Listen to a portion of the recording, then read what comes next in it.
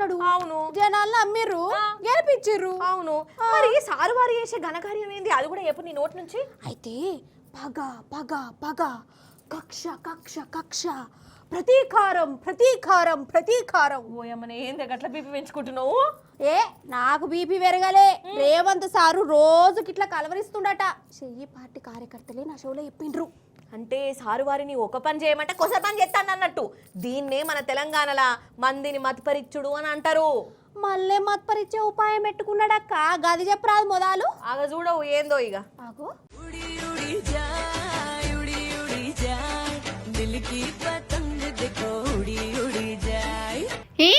అగో మన కౌశిక్ రెడ్డి అన్న మన రేవంత్ అన్నకు పతంగి ఎగిరేసి మరి హ్యాపీ సంక్రాంతి చెప్తుండు కదా. రేవంత్ అన్న చూస్తున్నావా, సేమ్ టు యూ అని. మరి మొత్తానికి అబద్ధం చేర్చే పాగవాగం చేసినా లాస్ట్కు గెలిచేది న్యాయమే. ఇది ఎన్నో మట్ల రుజువైంది, ఇప్పుడు కూడా గదే అయ్యింది. అసలు మన కాంగ్రెస్ సర్కార్ అధికారంలోకి వచ్చినప్పటి సంది పాలన సంగతి మరిచిపోయిరు. కచ్చలు కోపాలు కళ్ళమటతనాలే నడుస్తున్నాయని జనాలే చెప్పుకుంటారు కదా. ఎవరన్నా ప్రభుత్వాన్ని నిలదీయ పాపం అంటే అరెస్టులు. ఇగో కౌశిక్ రెడ్డిని కూడా గట్లనే అరెస్టు చేసి జైలుకు పంపుదామని చూసిరు.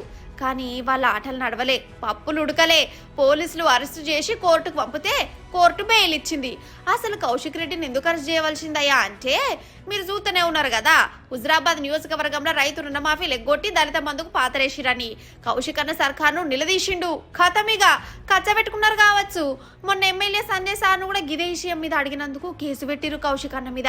ఒక టీవీ ఛానల్లో ఇంటర్వ్యూ ఇచ్చేస్తుంటే బలమీటికి అరెస్టు చేసిరు. రాత్రంతా పోలీస్ టౌన్లోనే ఉంచిరోళ్ళ. కానీ ఎంత అన్యాయం చేద్దాం అనుకున్నా న్యాయం గెలుస్తుంది కదా, కోర్టు బెయిల్ ఇచ్చింది. ఇక ఇంకో దిక్కు కౌశిక్ రెడ్డి నన్ను అరెస్టు చేసినాక రాష్ట్రం అంతా పోలీస్ రాజ్యం నడుస్తుందా ఏంది అని అనిపించింది. మన బీఆర్ఎస్ లీడర్లను ఎక్కడికక్కడ అరెస్టు చేసిరు. రామన్నను హరీష్ అన్నను ఇంట్లోకెళ్ళి బయటికి వెళ్ళనేలనియలే. గిదా తరిక, గిదా పాలన కాదొల్లా. జనం ఓట్లేసి గెలిపించింది ఏదో రాతలు మారుతారని, గ్యారంటీలు అమలు చేస్తారని. కానీ గ్యారంటీలు పక్కకు పోయినాయి. అరెస్టులు, కేసులు, హైడ్రా కూల్చివేతలు, రైతుల భూములు జాగలు గుంజుకునుడు గివి ముంగడకొచ్చినాయి. ఇది మత్పరిచుడు కాకుండా ఇంకేంటి మరి కదా.